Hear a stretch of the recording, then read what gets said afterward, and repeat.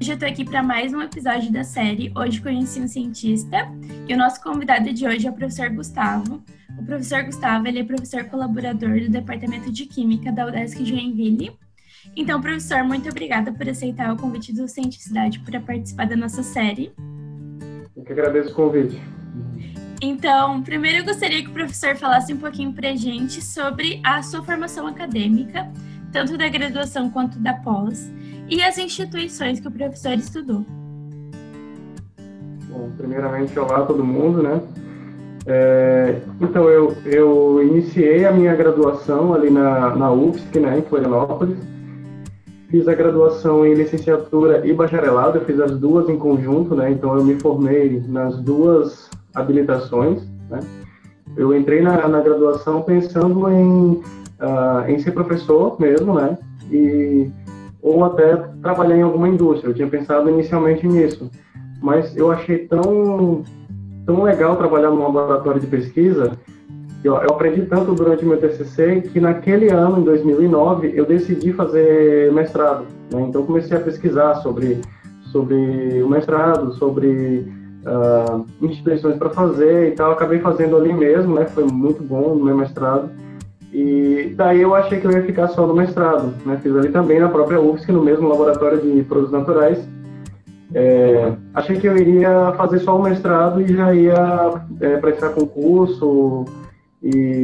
Mas assim, o mestrado foi uma experiência profissional na minha vida tão maravilhosa, gostei tanto. Claro que tem, como diz o Caetano, as dores e as delícias, né?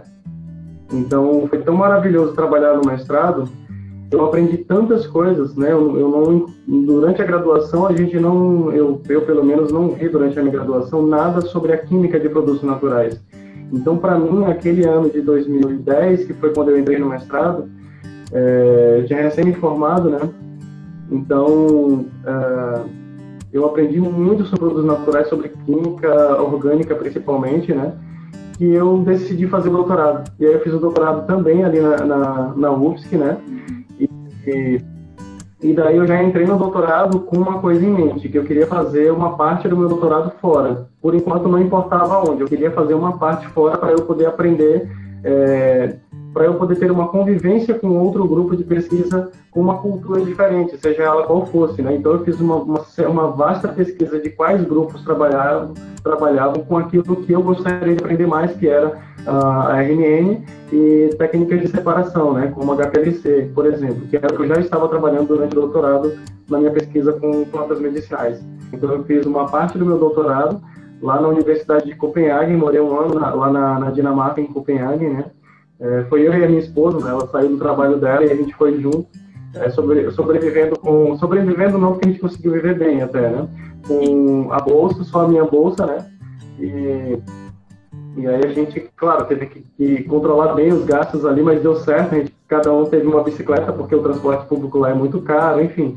E aí o que acontece, fiquei um ano lá, fiz meu trabalho lá, né? Aprendi bastante com tudo que eles faziam lá. E aí eu vim para cá e em 2017 eu defendi meu doutorado. E no mesmo ano eu fui aprovado para professor colaborador, né? E aí desde então eu estou atuando como professor colaborador ali. E qual foi a tua motivação para se tornar um professor, né, da tua área? Eu acho que a minha principal inspiração é a minha mãe. A minha mãe, ela não tem o ensino médio completo, ela tem quase o ensino médio completo, é quase completo, né? Mas ela sempre, desde que eu sou criança, ela dava aula de reforço escolar para crianças, entende? E eu trabalhava com meu pai. Mas assim, eu sempre admirei eu olhava para minha mãe, para mim ela sempre foi uma pessoa assim muito inteligente, né? Então, a minha mãe foi a minha principal inspiração para ser professora, assim, né? Que ela foi a minha primeira professora e ela sempre atuou como professora de maneira informal, mesmo sem ter finalizado o ensino médio. E o que eu percebia? Que durante a faculdade, eu me sentia muito bem quando a gente fazia grupos de estudo, né? Então, eu comecei a participar, a falar, né? A participar desses estudos em grupo na biblioteca, né? E aí lá nos grupos de estudo eu percebi que me fazia muito bem, me dava uma satisfação muito grande quando eu estava dominando o assunto, né? E aí o que eu fazia? Eu madrugava estudando em casa para conseguir explicar para os colegas. Isso me dava uma satisfação muito grande, assim, sabe? E aí isso foi, digamos assim, que foi uma reafirmação daquilo que eu gostava de fazer, né? E sobre a tua pesquisa, né? Quais foram as experiências fazendo ciência, de fato, como um cientista dentro da tua pós? Foi como você imaginava, né, antes de entrar na faculdade, se a tua imagem de cientista, você conseguiu mudar ela, ou se ela permaneceu a mesma de antes que você tinha de um cientista? Eu acho que sempre muda, né, porque é aquela coisa assim, né, acho que até a importância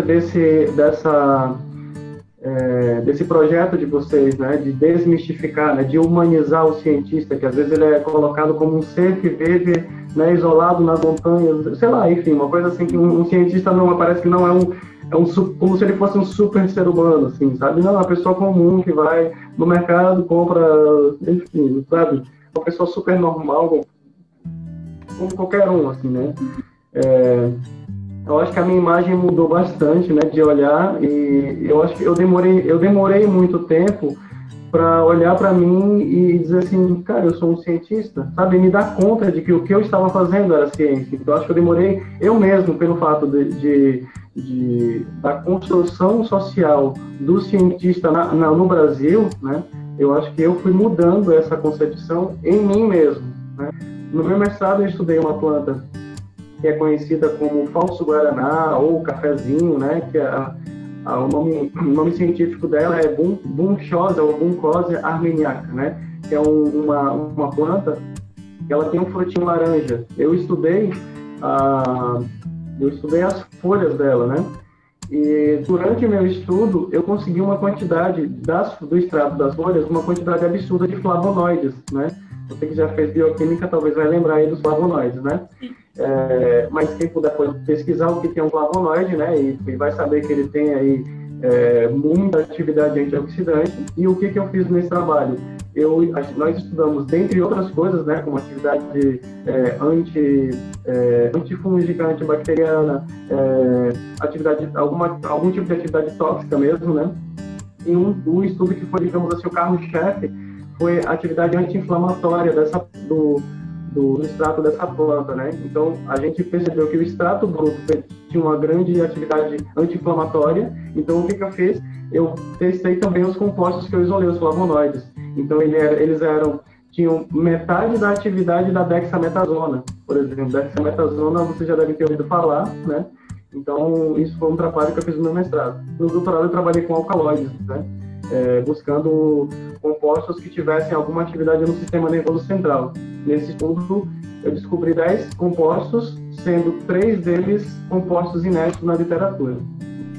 Professor, já que a gente entrou nesse assunto da pós, né, eu gostaria então que o professor desse uma visão, né, sobre o que você acha da situação atual do Brasil, né, nas pesquisas, e também da importância da pós-graduação para a nossa sociedade daí. Olha, eu diria que assim, a gente tá caminhando ladeira abaixo num caminhão desgovernado, né? Tá bem complicado, né? As notícias não são nada boas. A gente vê o que é uma perseguição a quem faz ciência no Brasil, entende? A ciência, ela não está interessada em ideologia nenhuma. A ciência busca a verdade, né? Então, o que acontece? Essa verdade, nem sempre você vai gostar dela, entende? A pesquisa científica no Brasil, ela teve, digamos assim, eu estava vendo os dados em que a quantidade de doutores no Brasil cresceu a partir dos anos 2000, cerca de quase 400%, entendeu? Então, a ciência deu um salto no Brasil gigantesco, né? E o que aconteceu é que agora começou a cair novamente, né? Eu acho que se a gente tivesse tido, não tivesse tido tantos cortes na ciência, né? No MEC, na CAPES, enfim, no Brasil, eu acho que o Brasil hoje, poderia estar liderando as pesquisas no desenvolvimento de medicamentos, no desenvolvimento de uma vacina, né? Não que a gente não tenha, a gente tem vários grupos no Brasil que estão trabalhando no desenvolvimento de uma vacina. Só que, assim, pesquisa custa dinheiro. E eu vou te falar assim, ó, experiência do meu laboratório, a gente no Brasil tira leite de pedra, né? Porque eu me lembro que muitas vezes no meu laboratório, às vezes não ter tanto dinheiro, a gente improvisava. A manutenção de equipamentos de alta tecnologia é muito caro, isso demanda muito dinheiro. Então, um governo que não está nem um pouco interessado no investimento na ciência no país, é um país fadado ao fracasso. A ciência, ela gera desenvolvimento, né? E é um desenvolvimento, você tem que sempre questionar, tá, a ciência é para quê e para quem, né? E esse desenvolvimento é para quem? Será que é para toda a população? Porque a universidade, a razão de ser é que ela dê um retorno para a sociedade, né? Senão não tem razão de ser. Como a gente comentou antes, as pessoas elas têm uma visão bem específica, bem estereotipada do cientista. E eu gostaria que o professor, então, falasse um pouquinho sobre você como pessoa, né? Sobre o que você gosta de fazer, teus hobbies, no teu tempo livre, o que você faz. Enfim, dá uma geral, assim, da tua vida. Bom, eu atualmente, no contexto da pandemia, eu fico muito com meu filho, né? Então eu tenho que buscar... a minha casa virou a escolinha, né? Então a gente tem que usar a criatividade aqui para poder, digamos assim, fazer ele gastar energia, né? Então a gente fica com, às vezes, o varal no meio da sala e aí... eu fico correndo pela casa. Não, você não pega o papai. Eu fico correndo em volta do varal e ele morre de rir dessa coisa de ficar correndo em volta do varal. Eu sou músico também, né? E antes de vir para Joinville, lá em Florianópolis, eu tinha um grupo musical, né? A gente cantou, inclusive, com o Paulinho Mosca, né? Para quem não conhece, aí o Paulinho Mosca, ele é um músico conhecido nacionalmente. Além de ser músico, eu toco violão em casa, né? De vez em quando eu pego o violão aqui para tocar com meu filho, com a minha esposa, né? E eu gosto de fazer leituras alternativas, né? Além das biografias que eu tenho aqui, eu tenho biografia de cientistas que eu admiro, né? Como o Einstein, o Niels Bohr, o Heisenberg, Schrödinger. Gosto de cozinhar, né? Gosto de limpar a casa, apesar de atualmente tá sendo mais complicado por causa do volume de tarefas, né, que é cuidar do meu filho, mas eu gosto de cozinhar, adoro fazer um risoto, né? Tem uma lasanha de berinjela que por muito tempo era minha especialidade, faz tempo que eu não faço, né? Enfim, eu adoro cozinhar. Muitos hobbies, gostei. Ai, teu filho é muito fofo. Obrigado.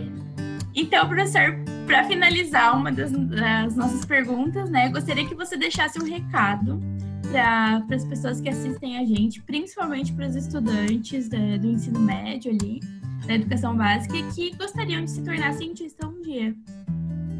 Gente, primeiramente, fujam da pseudociência, né? Fujam de charlatanismos. A ciência é maravilhosa, assim, é a única forma de você entender os fenômenos naturais, fenômenos sociais, né? E quando você entende os fenômenos naturais e quando você começa a estudar profundamente esses fenômenos e você começa a compreender, né? Você começa a encontrar certos padrões nesses fenômenos, né? Então isso dá uma satisfação muito grande, compreender o que está acontecendo, né? Eu acho que principalmente pelo fato de você não ser enganado, né? Por exemplo, principalmente agora, num contexto de pandemia, muitas notícias falsas estão rolando por aí, né? Então, vou parafrasear o velho conhecido, como é que era o nome? Era o ET Bilu, não era? Que falava assim, busquem conhecimento, né? Então, busquem conhecimento, né? Não fiquem na superfície do conhecimento, busquem um certo aprofundamento. Então, professor, mais uma vez, muito obrigada por aceitar participar da nossa série. E vocês que estão assistindo a gente, fiquem ligadinhos aí nos próximos vídeos. A gente sempre vai estar postando os vídeos agora em casa, né?